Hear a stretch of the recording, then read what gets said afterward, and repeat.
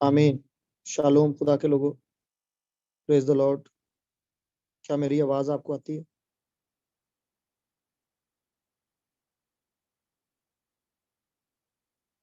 खुदा की तारीफ हो। खुदा की शुक्रगुजारी करते हैं आज रात एक बार फिर से जो खुदा ने हम सबको फजल दिया कि हम जमा हो सके और इकट्ठे होकर हम खुदा की इबादत कर सकें, उसकी वर्शिप कर सकें, उसको सजदा कर सकें और उससे सुन सकें, सीख सकें और मैच्योर हो सकें।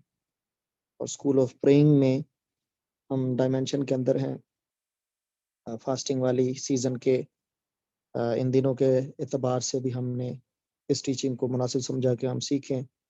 और ये प्रेइंग के स्कूल के अंदर इंतहाई अहम डायमेंशन है जो एक प्रेयर पर्सन को, एक प्रेयर वॉरियर को, एक बिलीवर को समझ होनी चाहिए। पीपल ऑफ गॉड, हमने कल जो कुछ सीखा पिछले लेक्चर में, अगर आपको वो मिस किया आपने तो do consult with the previous lecture first. एक बुनियाद जो कल बिठाई गई थी उसको आप दोबारा से विजिट करें। यूट्यूब पर वो लेक्चर मैंने रख दिया है और वो लिंक अवेलेबल होगा मेरे यूट्यूब चैनल पर, तो you can listen that first और इस पार्ट को दोबारा आकर सुन सकते हैं। अगर आपको पहला नहीं पता तो आज वक्त निकाल कर उसको भी जरूर सुनिए ताकि आपकी फाउंडेशंस ठीक हो। मैंने बोला था कि हम डेप्थ में चलेंगे, हम डीप चलेंगे, जैसे जैसे हम आगे बढ़ेंगे हम डीप होते चले जाएंगे। तो मेरे पास डायरी खुली है, वही डायरी जो 2000 में फास्टिंग के सीजन में खुदावन ने मुझसे लिखवाई। मैंने टाइम के साथ और डेट के साथ जो कुछ उसमें लिखा है उनमें टीचिंग्स भी हैं और उन्हीं टीचिंग्स में से ये बुक जो थी कल मैंने जिक्र किया था कि मुझे कहा गया लिखने के लिए, और नोट्स उसके सारे अवेलेबल हैं, कंटेंट उसका है मेरे पास, but I am waiting for the green signal कि वो कब इसको प्रिंटिंग में लाया जाए।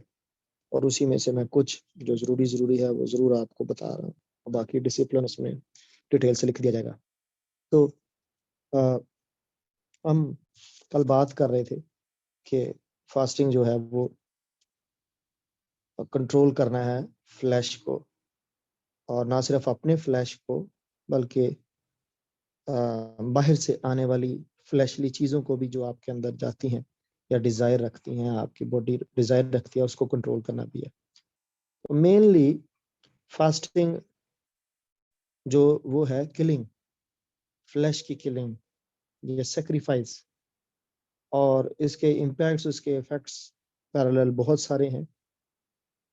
दो तरह की एपेटाइट्स होती हैं, स्पिरिचुअल एपेटाइट है और एक फ्लैशली है, या उसको फिजिकल कह सकते हैं। मैं फ्लैशली इसलिए बोल रहा हूँ, इसको भी सीखने की कोशिश करें। जब वर्ड फ्लैश बोला जाता है तो it does not include only your physical body. Flash में आपकी सोलिश पार्ट भी इन्वॉल्व हो जाता है, आपकी सोलिश डिजायर्स भी आ जाएंगी। तो फिजिक फ्लैश इंक्लूड्स आपकी बोथ डायमेंशंस जो स्पिरिट में इंक्लूड नहीं होती। सो इस पर बड़ी लंबी चौड़ी टीचिंग है। सोल कंसर्न स्पिरिचुअल, स्पिरिट से भी रखती है और सोल फिजिकल से भी रखती है। सो अभी फिलहाल इधर रहें, मैं बोल रहा हूँ कि दो तरह की एपेटाइट्स होती हैं।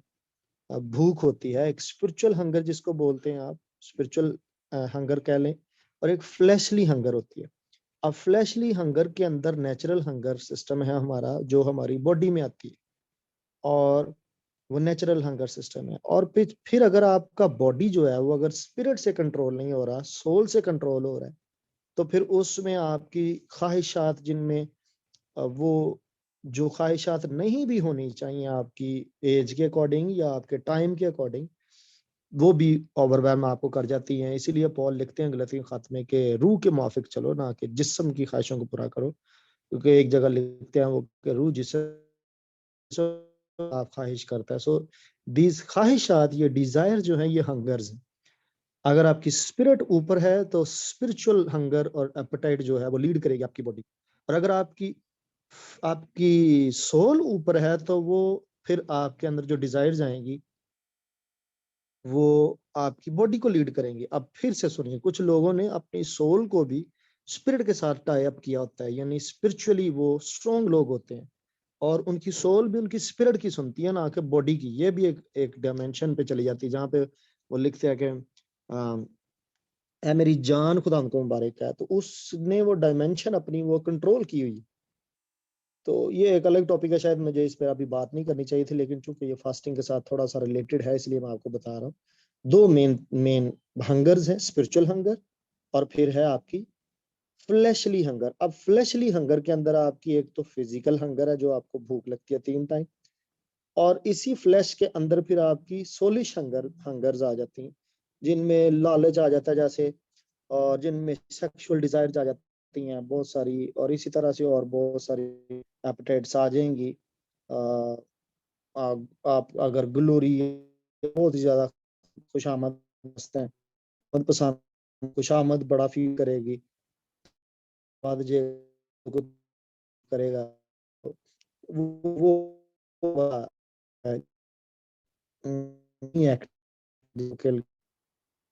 मोस्ट हंगर वो है फ्लैश। फ्लैशली इसलिए बोला मैंने, हंगर इसलिए नहीं बोला क्योंकि फ्लैशली हंगर सारी कैटेगरीज को कवर कर जाती है, चाहे वो रोटी से ताल्लुक,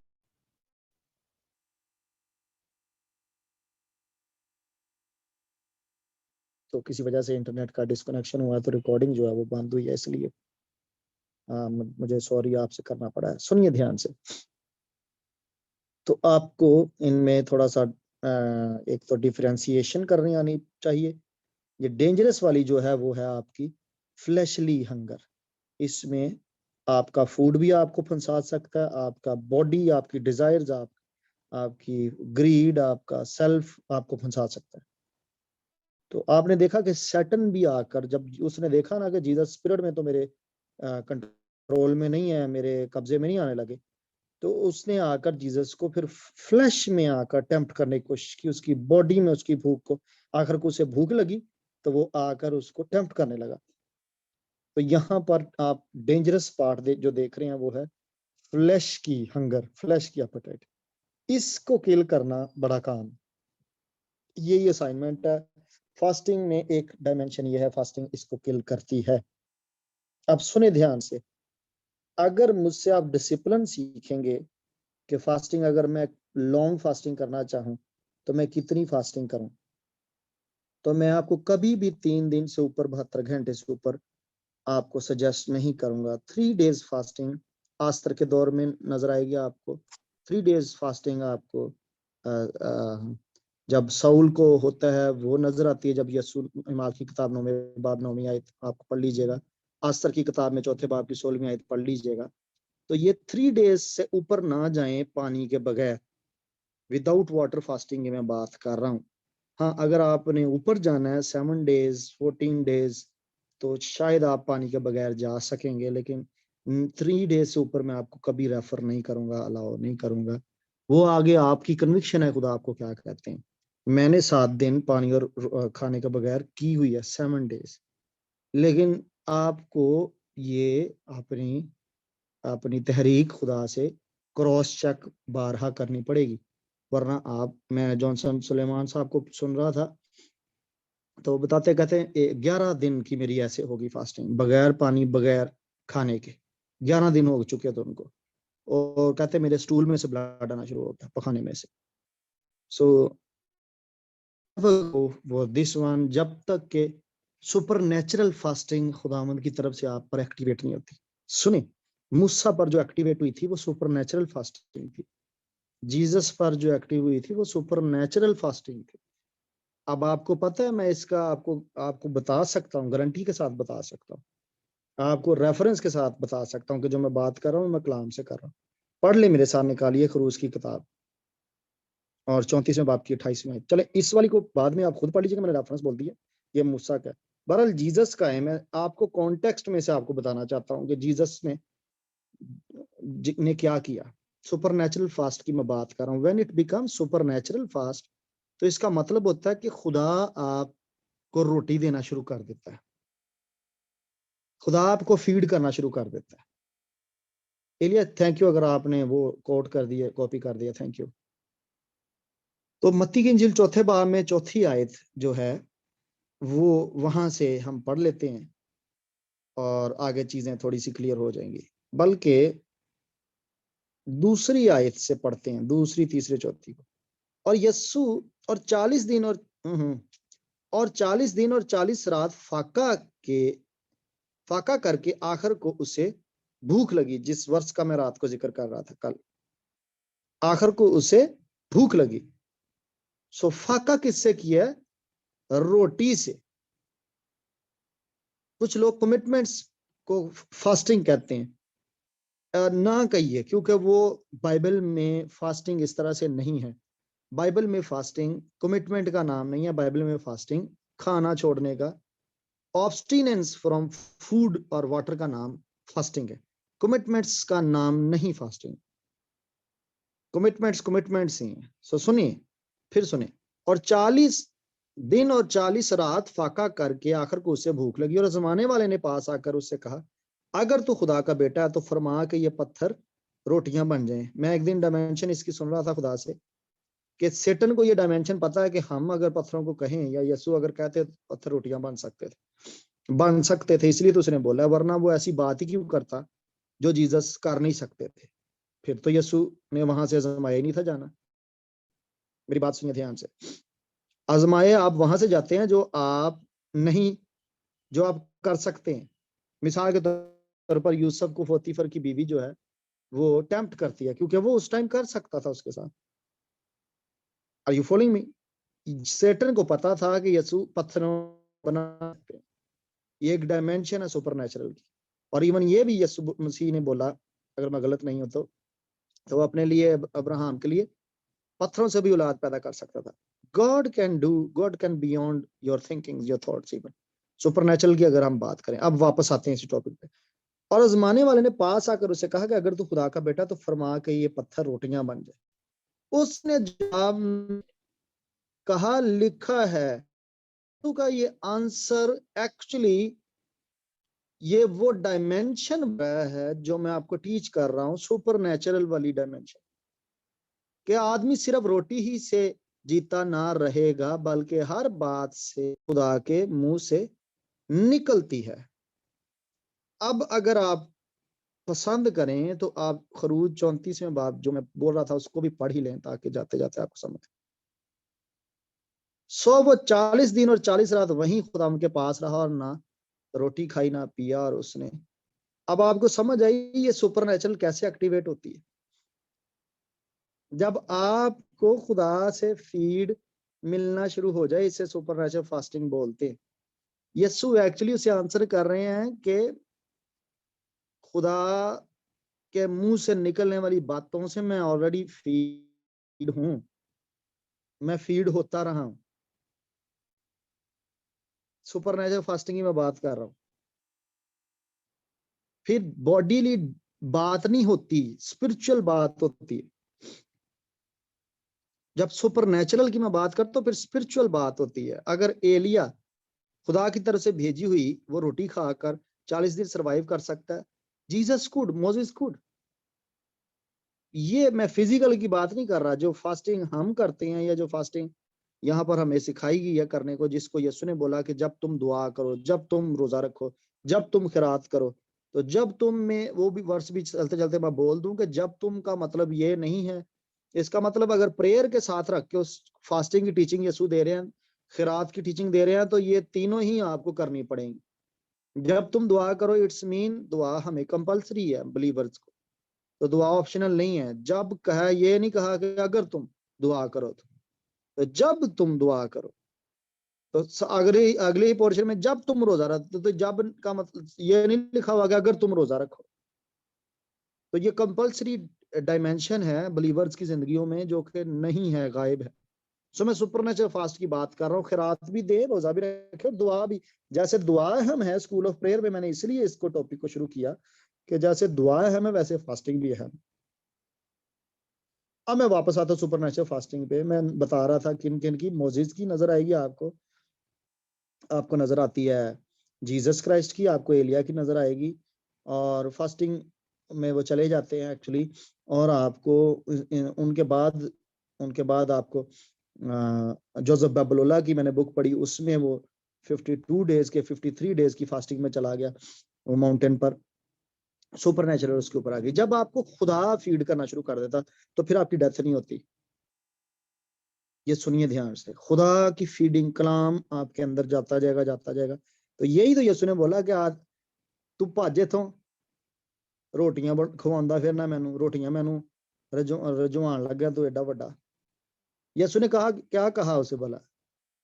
ओ चल इथों नस, आदमी सिर्फ रोटी से नहीं जीता रहेगा। कह ये रहे यसु के जे मैं नहीं खावांगा मैं मर नहीं जावांगा, क्योंकि खुदा ने हुणे ही दोबारा मेरे नाल कलाम शुरू करता ते मैं 41 40 जे मैं कट गया, मैं 41 ही वड़ जाऊंगा, तो मैं अगे होर सुपरनैचुरल च डायमेंशन च मूव कर जाऊंगा। My God my God my God, मुझे लगता है आपको समझ आ गई है इस बात। यीशु ने उसको शटअप कॉल दी है कि तुझे नहीं पता इसका कि अगर मुझे अब दोबारा से फास्टिंग में जाना पड़ा तो रोटी के बगैर मैं चला जाऊंगा, क्योंकि खुदा के मुंह से निकलने वाली जो बातें हैं वो मुझे लाइफ देनी शुरू कर देंगी और मैं सरवाइव कर जाऊंगा।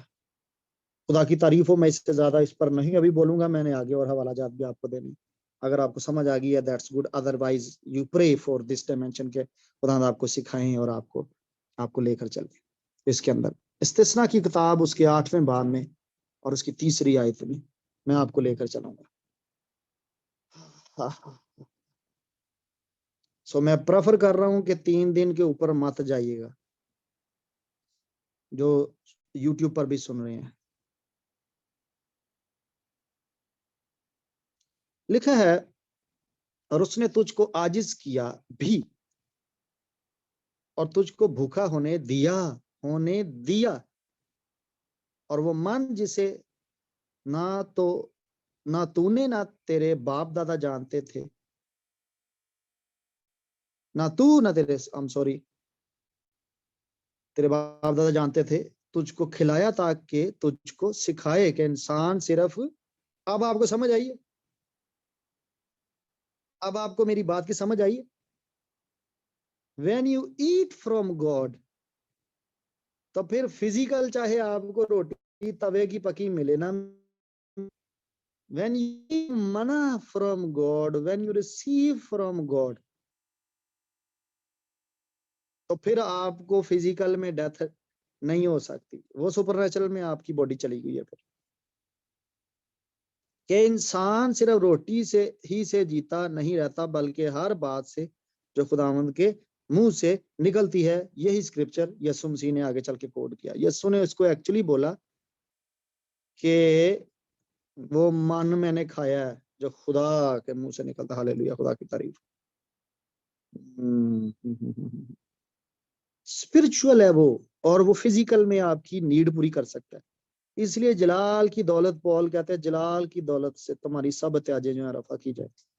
उत्ते है दौलत, लेकिन इतने सारी मैनिफेस्ट होके ਤੁਹਾਡੀਆਂ ਸਾਰੀਆਂ ਫਿਜ਼ੀਕਲ ਨੀਡਸ ਨੂੰ ਵੀ ਪੂਰੀਆਂ ਕਰ ਸਕਦੀ। So it's not a big deal with God कि आपको फिजिकली फीड करे। इसलिए तो यीशु मसीह ने बोला था कि चिड़ियां ਨੂੰ ਵੇਖੋ, ਨਾ ਬੋਂਦੀਆਂ ਨਾ ਕੱਟਦੀਆਂ ਨਾ ਫੇਰ ਵੀ ਰੱਜ ਕੇ ਸੌਂਦੀਆਂ, ਤੇ ਤੁਸੀਂ ਤੁਹਾਡੀ ਕਦਰ ਕੀਮਤ ਉਹਨਾਂ ਨਾਲ ਜ਼ਿਆਦਾ ਹੈ, ਵੱਧ ਕੇ ਜੇ ਤੁਸੀਂ। खैर ये बड़ा मुश्किल है ईमानदारों के लिए समझना। क्यों? क्योंकि फास्टिंग की आदत नहीं हमें। अब मैंने आपको समझा दी है सारी बात कि खुदा के मुंह से निकलने वाली बातों को आप किस इंटरप्रिटेशन पर लेकर जाते हैं। एक्चुअली ये वर्स आपको फास्टिंग लाइफ में हेल्प आउट करती है सबसे ज्यादा। हम टेलिंग यू, अगर आपकी फास्टिंग पर ग्रिप नहीं और आपकी बॉडी पर आपको भूख सारा दिन लगती रहती है, तो तुसी राजदे नहीं है। It's mean you need fasting. आपके अंदर ग्लूटनी ऑपरेट कर रही है, ग्लूटन, स्पिरिट ऑफ ग्लूटनी आपको लिए फिर रही है। आपको पता है यीशु मसीह ने एक इशारा किया था नूह के दौर के जमाना में जो होता था। मत्ती की इंजील में अगर आप पढ़ लें उसको 24वें बाब में गाल मिलेगा हवाला। तो जैसा नूह के दिनों में होता था कि लोग खाते पीते होंगे, यानी फास्टिंग से भागते होंगे, तब भी ऐसा ही था कि लोग सुनते कोई नहीं थे, खुदा की नहीं थे सुनते, फास्टिंग से भागते थे और खाते पीते होंगे। ये पढ़ लीजिएगा उसको जरा ध्यान से, जिन आंखों से मैंने पढ़ा उस वर्ष को उन स्पिरिचुअल आइज से पढ़ने की कोशिश कीजिएगा। और नूह काम रहा है वो एज में नहीं रहा जैसे बाकी लोग थे।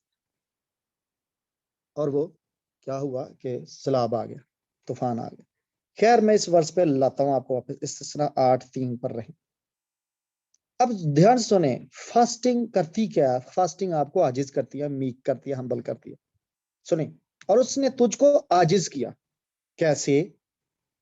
और तुझको भूखा होने दिया। अब सुने, यहाँ इसराइल पर फास्टिंग सीजन की बात हो रही है कि इसराइल का एक फास्टिंग सीजन था जिसमें खुदा ने जानबूझकर उन्हें भूखा होने दिया। हालांकि ये वो कौम है जिनकी बाबत लिखा है कि ना इनके कपड़े फटे, ना इनकी जूतियां फटी टूटी। थिंक अबाउट, सुपर नेचुरल में चले गए कपड़े भी और सुपर नेचुरल में चली गई जूतियां भी। क्या सोच सकते हैं कि एक नस्ल जब निकली है वहां से, 40 साल वो खज्जल होते रहे, 40 साल तक वो जूती ग्रो होती रही है। कभी आपने इस बात पे ध्यान दिया है? 40 साल तक वो जूती ग्रो होती रही है, 40 साल तक वो लेदर टीयर नहीं किया, वो टोर नहीं हुआ, वो कपड़े फटे नहीं है। How come is it possible? Just because of the super natural, I am telling you, just because of the super natural. लिखा हुआ बाइबल में कि ना उनकी जूतियां टूटी और ना उनके कपड़े फटे। सुने ध्यान से। और ये सीजन था उनका कि वो एक सीजन बीच में आ गया कि वो, कभी सोचे ना सही इन बातों पे, कभी सोचा रही है हमने ना सुपर नेचुरल की तरफ ध्यान दें। बाइबल में जगह जगह सुपर नेचुरल है भाई। ये एक नस्ल निकली, वो बीच में ही बियाबान में मार खप गई। अब उनकी जूतियां कपड़े नहीं, खुदा का कलाम रिकॉर्ड कर रहा है कि नहीं हुए। और तुझको भूखा होने दिया। खुदा चाहता था कि वो उनको हंगर का एक्सपीरियंस दे, फास्टिंग का एक्सपीरियंस दे, पर लोग रोला डालने वाले थे। खुदा आजिज करना चाहता था पर लोग रोला डालने वाले थे वहां पर। अब सुने ध्यान से, मन बरसाना तो खुदा की एक डायमेंशन थी, खुदा ने उनको खिला दिया जो फरिश्तों की गज़ा थी। पर गोश्त के ऊपर इन्होंने एक दफा पिटना डाल लिया था। क्या आपको याद है? चलो आओ कड्डो मेरे ना, फिर पढ़िए इस्तिस्ना चैप्टर जो होगा। अच्छा चलिए ढूंढ लेते हैं। आप जबूर में आ जाए, 78 में, गिनती में होगा वो, मैं ढूंढ लेता हूँ उतनी देर। आप जबूर में आए, 78 जबूर में। ये मैं स्क्रिप्चर आपको बताता हूँ। हाँ, और गिनती 11वें बाब की 31वीं आयत होगी। आए पहले गिनती 11वां बाब 31वीं आयत पढ़ लेते हैं, फिर उसके बाद आते हैं। सॉरी मैं आपको इधर उधर बुक्स के अंदर लेकर जा रहा हूँ।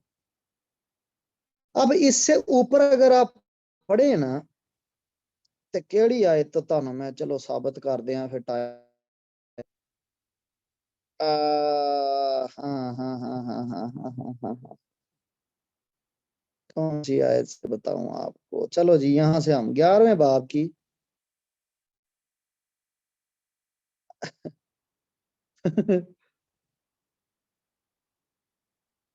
कंप्लेन इनकी जहां से शुरू होती है जी।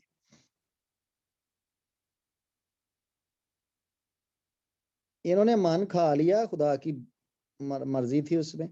और लिखा है, फिर रोने और कहने लगे, चौथी आयत का, कि हमको कौन गोश्त खाने को देगा? हमको वो मछली याद आती है जो हम मिस्र में मुफ्त खाते। भला जी। और हाय वो खीरे और वो खरबूजे और वो गंदने और प्याज और लहसुन और सलाद दे कितने शौकीन। लेकिन अब तो हमारी जान खुश्क होगी, यहाँ कोई चीज मुयसर नहीं और मन के सिवा हमको। माय गुडनेस इन्हां दा हाल चेक करो। ये वो खा रहे हैं जी सुपर नेचुरल है, जो फरिश्तों की है गजा, रोटी है। ते रोंदे किनू फिरदे ने और कुछ दिखाई नहीं देता। या सुन गया जरा प्यो दादिया ने नहीं, इस तरह में लिखा हमने पढ़ा था, जरा प्यो दादिया ने नहीं खाता, जरा वेख्या तक नहीं, खुदा वो खिला रहा है। ਤੇ ਇਹ ਗੋਸ਼ਤ ਨੂੰ ਰੋਂਦੇ ਫਿਰਦੇ ਸਨ ਕਿ गोश्त। अच्छा सुने, अब कंप्लेन की ना इन्होंने। अब मूसा गया खुदा के पास, बात की। आप आगे सुने, मजा आएगा आपको। 13वीं आयत, मैं इन सब लोगों को कहां से गोश्त ला कर दूं? लीडर ਨੂੰ भी प्रॉब्लम च पाता है। साड़ियां डिजायर्स जड़ियां ने ना, खास तौर पर चर्च के लीडर को, हेड को प्रॉब्लम में डाल देती। मैं इन सब लोगों को कहां से गोश्त ला कर दूं, क्योंकि वो ये कह रहे, कह कहकर मेरे सामने रोते हैं, कह कहकर। कैसा अंदाजा करें जरा कि मूसा कहीं खड़ा है किसी दे टेंट दे अगे नंगिया ते आके घर दा सरबरा के सानू गोश्त चाहिए। कभी आप थोड़ा सा सोचे तो सही, क्या कह कर कहता मेरे सामने रोते हैं कि हमको गोश्त खाने को दो। वाह भी जी, मैं मूसा ना होया कसाई होया। My goodness, my goodness. एक लीडर को उन्होंने क्या समझा हुआ है, सारी डिमांडें वो आला काट लगा के बैठा हुआ है, गुवाहाटी उसने लगाई हुई है कि तानू गोश्त हुण लिया के दे। मैं अकेला इन सब लोगों को नहीं संभाल सकता, क्योंकि ये मेरी ताकत से बाहर है। अब आगे सुने, आगे आ जाए 18वीं आयत। खुदा कहता है, और लोगों से कहा कि कल के लिए अपने आप को पाक रखो तो तुम गोश्त खाओगे। अब रोला क्या है, खुदा की तो ये मर्जी नहीं थी कि ये फास्टिंग सीजन को मिस करते। आपने देखा खुदा इनको गोश्त से क्यों अवॉइड करवा रहा है? भाई सब कुछ तो दे रहा था, चट्टान में से पानी निकल आता है, ये हो जाता है, वो हो जाता है, मन भी आ गया। खुदा इनको गोश्त से किसी रीजन से अवॉइड करवा रहा था, पर ये नहीं थे राजी, ये नहीं थे रखना चाहते। अपने आप को पाक रखो तो तुम गोश्त खाओगे, क्योंकि तुम खुदावंद के सुनते हुए ये कह कर रोए कि हमको कौन गोश्त खाने को देगा, हम तो मिस्र ही में मौज से थे। सो खुदावंद तुमको गोश्त देगा और तुम खाना, और तुम 1 या 2 दिन नहीं, और ना 5 या 10 या 20 दिन, बल्कि 1 महीना कामिल उसे खाते रहोगे, जब तक वो तुम्हारे नथनों से निकलने ना लगे, नको ना करवा। और तुम उससे घिन ना खाने लगो, क्योंकि तुमने खुदावंद को जो तुम्हारे दरमियान है तर्क किया।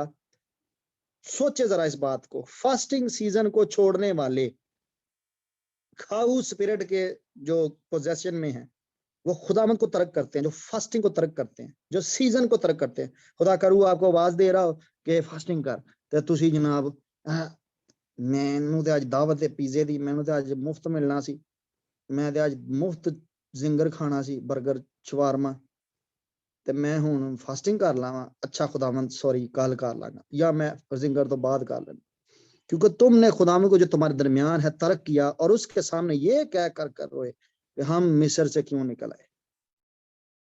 अब मैं वापस आता हूँ आपको, मैं वापस लेकर आ रहा हूँ आपको 38 जबूर पर आ जाए, 78 पर, 38 पर नहीं जो मैं खिलवा रहा था। मैं बोल रहा हूँ ये इसराइल की डिजायर थी। सारे मोजे इंज ना पढ़िया करो कि वाह भी वाह खुदा ने बड़ा मोजा किया, बटेरे आ गए जनाब, बल्ले बल्ले हवा चो परिंदे आ गए, वाह जी वाह।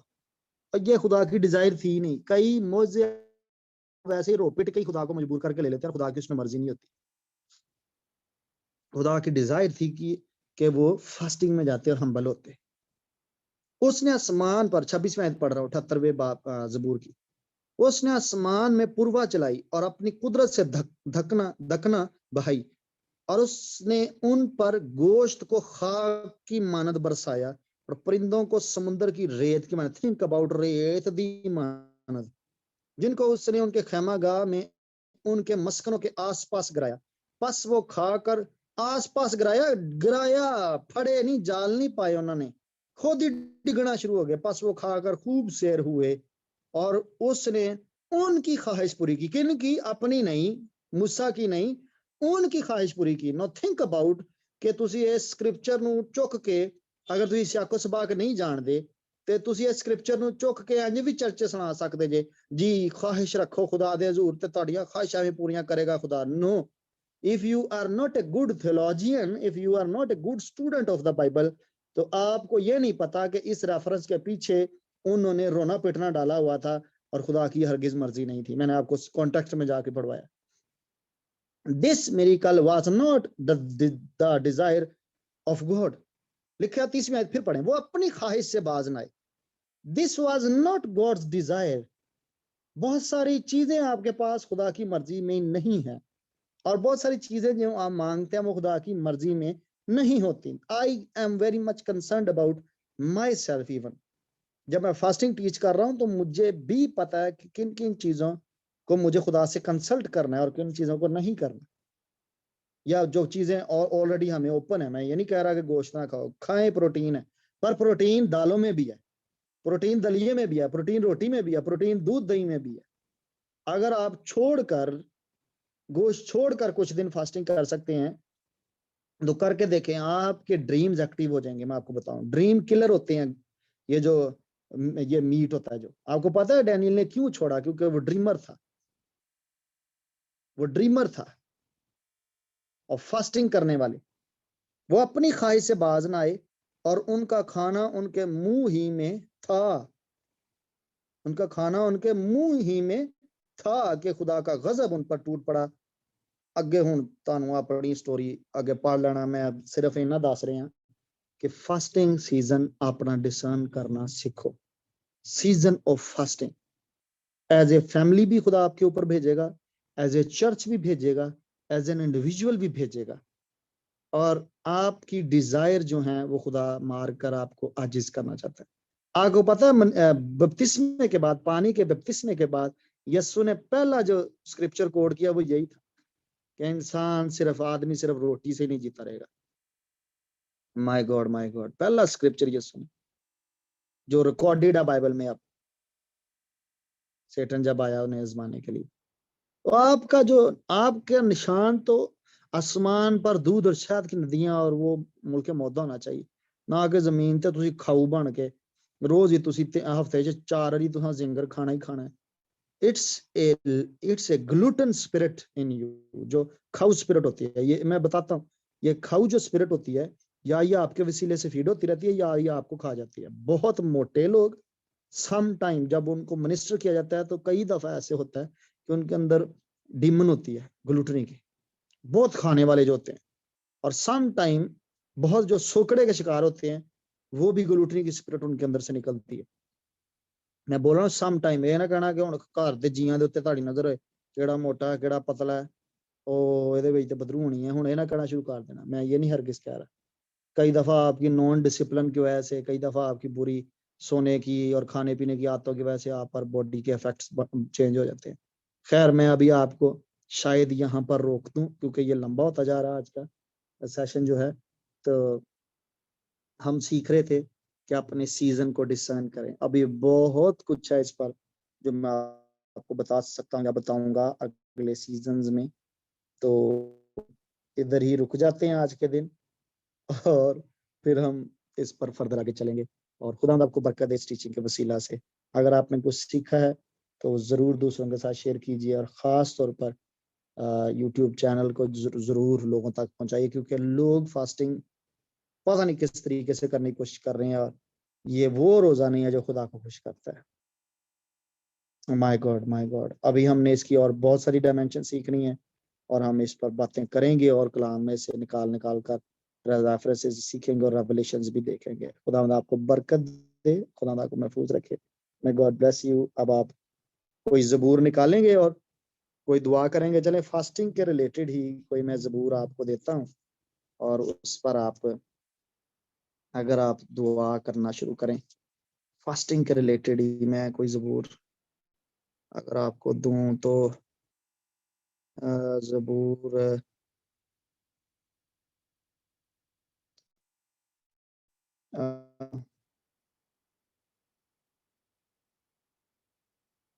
चलिए मैं रिकॉर्डिंग को बंद कर लूं ताकि रिकॉर्डिंग लंबी ना हो, और उसके बाद हम